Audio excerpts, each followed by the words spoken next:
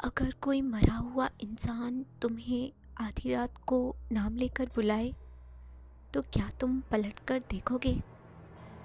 रात के करीब 1:30 बज रहे थे। गांव की गलियों में इतना सन्नाटा गहरा था कि अपने कदमों की आवाज़ गूंज रही थी। विशाल अपने दोस्त के घर से लौट रहा था। शॉर्टकट लेने के चक्कर में उसने पुराने पीपल वाले रास्ते से जाने का फैसला किया। कहते हैं उस रास्ते पर पुरानी हवेली के पास कोई नहीं जाता, पर वो इन सब बातों को वहम मानता था। अचानक उसे महसूस हुआ कि हवा एकदम ठंडी हो गई है। तभी पीछे से एक बहुत ही जानी पहचानी सी आवाज़ आई। अरे भाई, रुक जा। अकेले कहाँ जा रहा है? उसने मुड़कर देखा तो उसका पुराना दोस्त सुमित खड़ा था। वो हाथ हिलाकर उसे अपनी तरफ बुला रहा था। विशाल को बड़ी राहत मिली। उसने कहा, सुमित, तू यहाँ क्या कर रहा है इतनी रात को?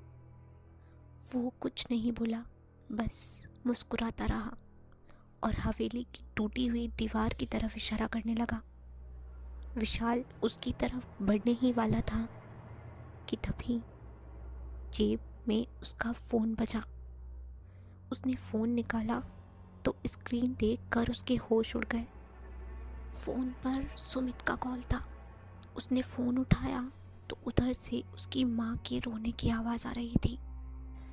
बेटा, सुमित का एक्सीडेंट हो गया। आधे घंटे पहले उसकी अस्पताल में मौत हो गई। विशाल के हाथ से फ़ोन छूट गया। उसने सामने देखा तो सुमित वहीं खड़ा था, पर अब उसकी मुस्कान चौड़ी हो गई थी और उसके पैर ज़मीन से ऊपर हवा में थे। उसका चेहरा धीरे धीरे पिघलने लगा। वो बोला, फ़ोन क्यों उठाया? मैं तो तुझे साथ ले जाने आया था। विशाल वहाँ से बेतहाशा भागा और तब तक नहीं रुका जब तक घर के दरवाजे पर नहीं पहुँच गया। आज भी जब वो सोता है तो उसे अपने कमरे की खिड़की पर वही आवाज़ सुनाई देती है।